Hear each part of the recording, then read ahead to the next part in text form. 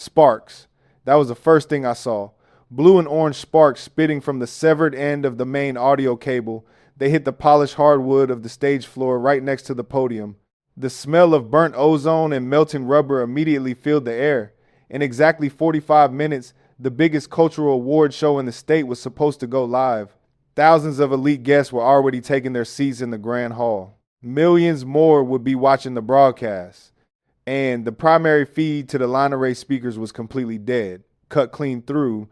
I stood there in my faded work shirt, holding a roll of electrical tape that felt incredibly useless right now. Before I could even trace the line back to the amp rack, a heavy hand slammed into my shoulder. It was Marcus, the floor director. His face was flushed, a dark, angry purple. He threw a thick stack of rundown sheets right at my chest. The paper scattered everywhere, fluttering down into the orchestra pit like snow. "You absolute moron," his voice echoed through the empty wings of the stage. "Are you trying to ruin me?" He pointed a trembling finger at the fried cable. "I told you to double check the load limits on that rig yesterday. But no, you just had to rush through it, didn't you? You careless, incompetent hack." I didn't flinch. I didn't yell back. When darkness tries to pin its sins on the shoulders of the honest, a steady and righteous heart is the only thing that will eventually bring the truth into the brightest light. I declared to my own soul, the darkness of lies cannot extinguish the steadfast faith within me.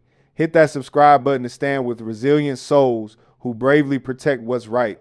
Marcus was still screaming, spit flying from his lips. He was making sure the entire stage crew heard every single word. He wanted witnesses. He needed a scapegoat. This grand theater was the crown jewel of a massive media conglomerate. It was owned by a young tech billionaire who had recently taken over as CEO. She demanded absolute perfection, and Marcus knew his head would be on the chopping block if the show failed tonight. Or, rather, that's what he wanted everyone to think. I knew better. I've been working as a low-level audio installer here for about 6 months. It pays the bills. It puts food on the table for my little girl. But I noticed things. I noticed the late-night meetings Marcus has with a certain equipment contractor, a contractor known for supplying cheap, substandard audio gear. I know for a fact that Marcus has been taking kickbacks under the table. He's been trying to find an excuse to rip out the theater's premium sound system and replace it with the garbage his buddy sells. But he needed a catastrophic failure to justify the emergency purchase, and he needed someone to blame for the financial loss. He was going to pin the cost of the broken equipment on me. He wanted to force me to sign a liability waiver, making me pay for a penalty I could never afford. He thought I was just a dumb laborer who would get scared and sign anything to avoid getting sued. I took a slow, deep breath. I looked past Marcus's red face, glancing toward the hallway that led to the dressing rooms. Room number 4. That's where my 7-year-old daughter Lily was sitting. She was coloring in her sketchbook. She had her lucky little paperclip tucked safely inside her plastic pencil case. She told me it would keep me safe while I worked in the big dark theater. I couldn't lose this job. But more importantly, I couldn't let her see her father lose his dignity. I couldn't let her hear me shouting or fighting like a cornered animal. Lord, please keep my little girl's soul warm and peaceful in that waiting room while I stand alone against this storm of injustice on the grand stage. If you've ever bravely endured being wrong to protect the truth, type the word steadfast down in the comments.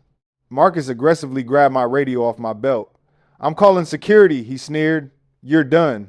I'm having you escorted out of this building, and our legal team is going to garnish your wages for the rest of your miserable life. You're paying for every inch of that cable and the delay you just caused." He turned his back to me, aggressively punching numbers into his phone. He was putting on a big show for the lighting crew above us. He thought he had won. He thought I was paralyzed by fear. He didn't know what I did before I started pulling cables for a living.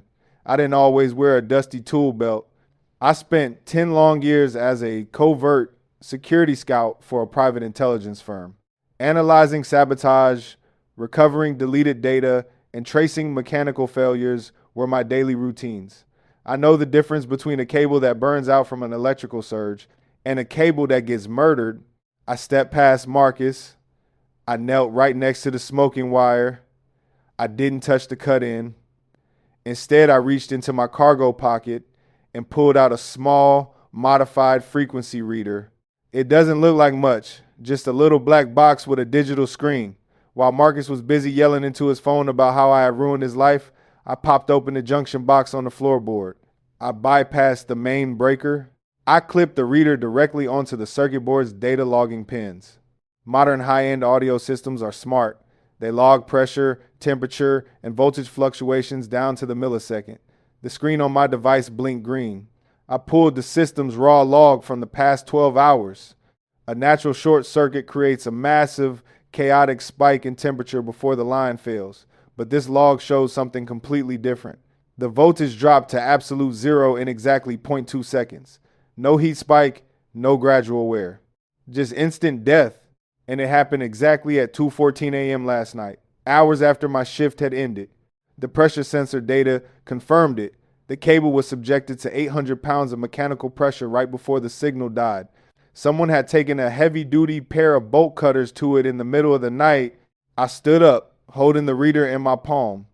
I swear to life, my honesty is stronger than 1,000 vile slanders from those in power.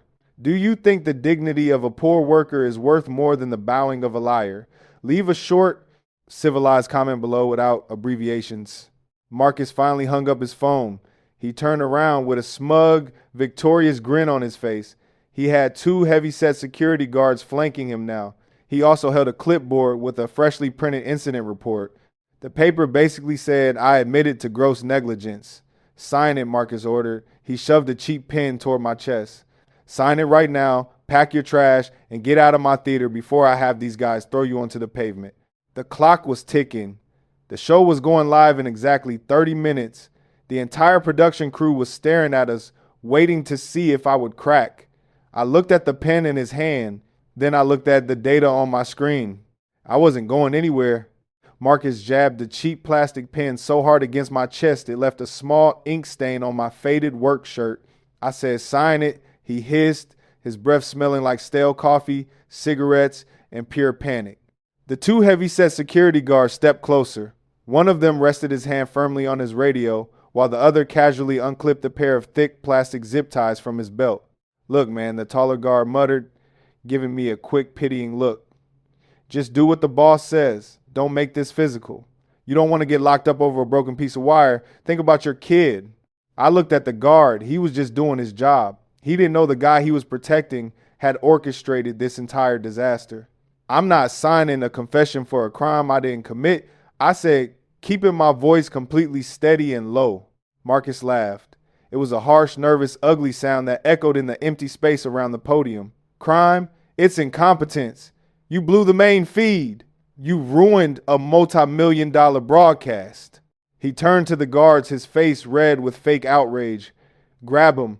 Haul him out back and call the precinct. We're pressing charges for willful destruction of corporate property."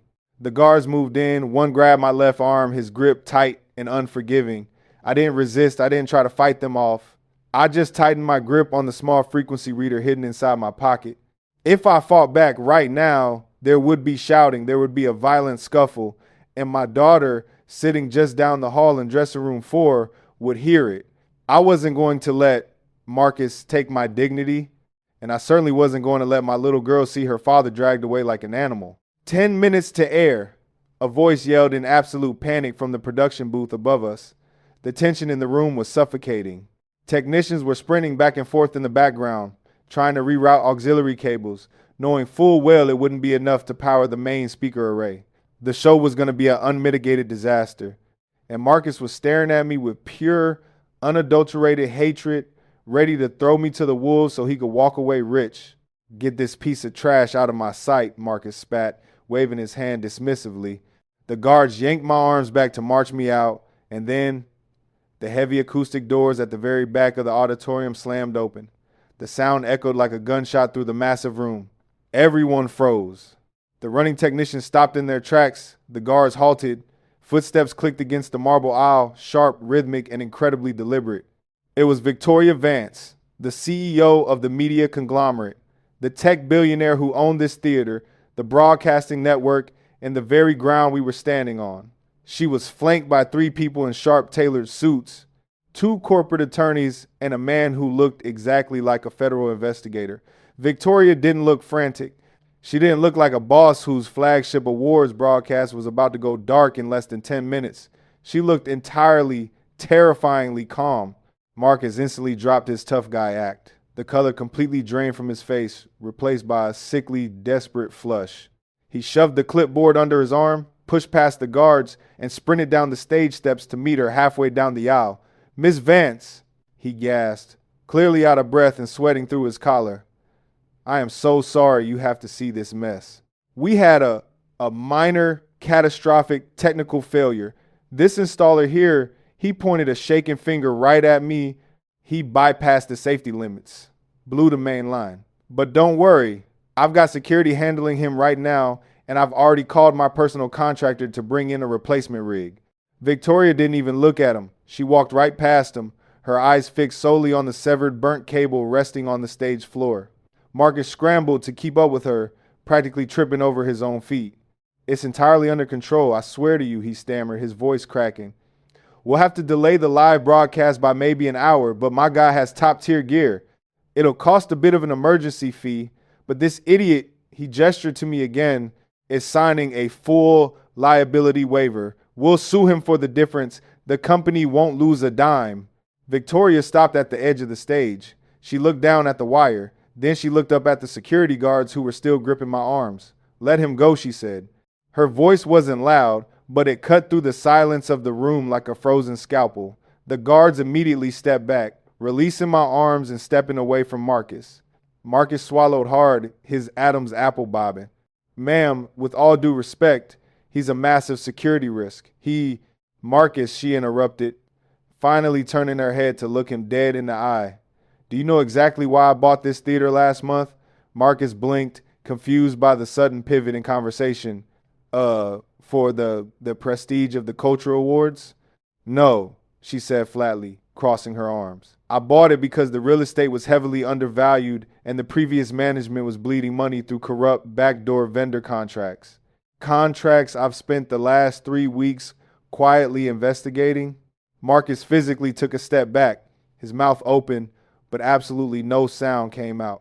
"You see," Victoria continued, pulling a sleek black smartphone from her blazer pocket, "when I took over this building, I didn't just audit the finances.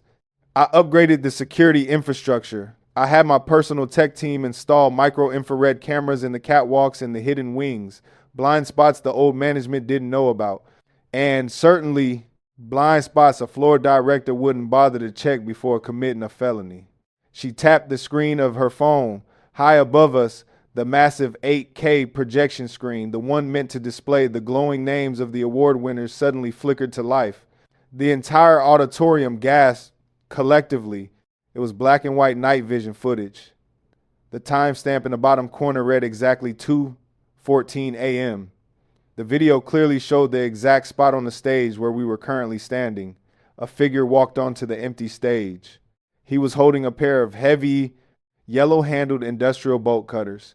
He looked around nervously, knelt beside the main audio array, and clamped the steel cutters right over the thick black cable. With one hard, violent push, he snapped it in half. The figure stood up, wiped his brow, and looked directly up toward the catwalk, right into the hidden camera lens. It was Marcus, clear as day. The silence in the theater was absolute. The only sound was the low hum of the giant screen above us, broadcasting his crime on a loop. I calmly reached into my pocket and pulled out my modified frequency reader. I walked over to the edge of the stage, right above Victoria, and held the screen out so she could see it. "The log from the main circuit board," I said quietly, ensuring only she and Marcus could hear. "The voltage dropped to absolute zero at exactly 2:14 a.m., accompanied by a sudden pressure spike of exactly 800 pounds. Mechanical severance. Not a power surge, not an accident." Victoria looked at the data on my device, then looked up at me. A glimmer of genuine, profound respect flashed in her eyes. "You did your homework," she said softly. Then she turned her undivided attention back to Marcus. He was completely, utterly broken. His knees were literally shaking so hard his pants vibrated. The clipboard slipped from his sweaty fingers and clattered loudly onto the hardwood floor. "Miss Vance, I can explain everything. The contractor, he pressured me into this deal." "Save your breath for the police," the man in the sharp suit next to Victoria said. He stepped forward and flipped open a leather wallet, flashing a federal badge. "You're under arrest for corporate sabotage, felony fraud, and embezzlement." When honest courage is backed by accurate tech and the compassion of a wise leader, the wicked will always bring upon themselves a humiliating defeat.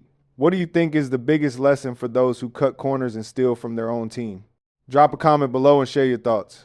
The two security guards who had just been holding me a minute ago now marched forward and grabbed Marcus by the arms. They didn't look pitying this time, they looked disgusted. They hauled him away toward the exit. He didn't even have the strength to fight back or yell. He just hung his head, looking like a deflated balloon as the heavy steel cuffs clicked around his wrists. 5 minutes to air, the booth yelled, the panic suddenly gone, replaced by a surge of urgent, professional focus. Miss Vance, what do we do about the audio feed? We're still dead in the water. Victoria looked up at me, crossing her arms again. Can you patch this? We have an auxiliary analog board in the basement, but no one currently on shift knows how to bridge it to the digital house speakers in under 5 minutes. I looked down at the severed cable. I looked at the exposed junction box. Give me 3 minutes, I said. I grabbed my dusty tool belt. I didn't have time to run a brand new line, but with my old military communications training, I knew exactly how to daisy chain the subwoofer's redundant power lines to temporarily carry the high-frequency vocal signals. It wasn't a perfect, pretty fix, but it would absolutely save the broadcast. My hands flew over the wires, stripping the rubber, splicing the copper, and taping the connections with muscle memory I hadn't used in years. Sound check, booth, I yelled, stepping back from the box. A moment of agonizing silence passed. Then a voice boomed over the massive speakers, crisp and clear. We have a signal.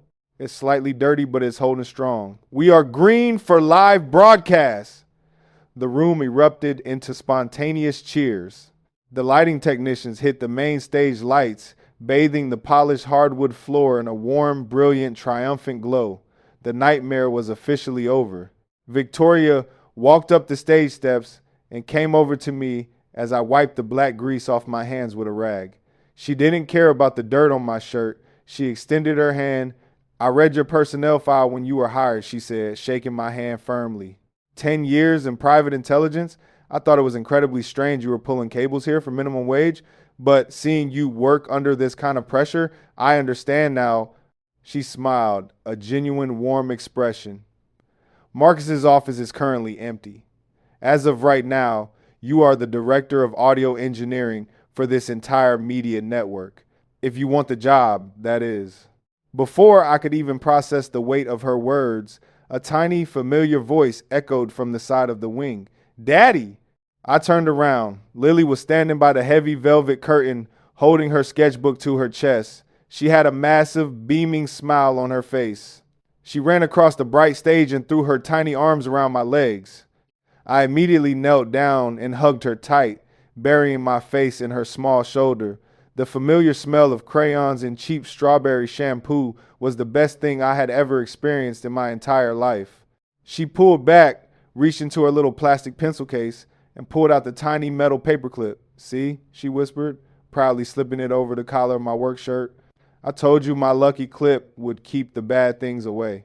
I looked at my beautiful, innocent daughter. Then I looked up at Victoria, who was watching the two of us with a look of deep, quiet respect.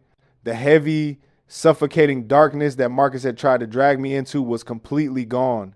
In its place, shining under the stage lights, was nothing but a brilliant, undeniable light. May blessings and luck pour into your home every single day. Hit that subscribe button to walk with our little family on the path of illuminating kindness,